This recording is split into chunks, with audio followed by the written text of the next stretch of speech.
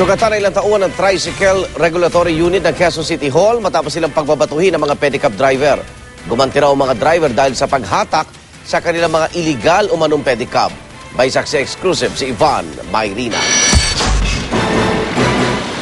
Halos walang natira sa windshield ng sasakyan ng Tricycle Regulatory Unit o TRU ng Quezon City Hall matapos atakihin umano ng ilang pedicab driver.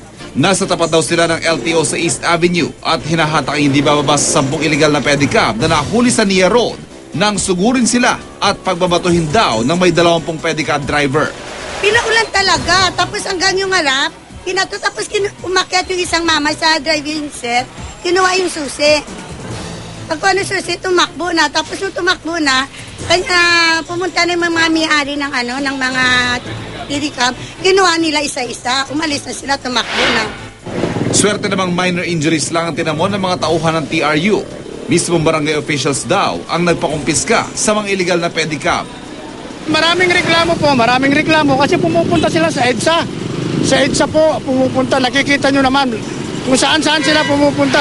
Walang nahuli sa mga umatake sa TRU pero hawak nila ang presidente ng asosasyon ng pedicab driver sa handa raw makipagtulungan sa kanila.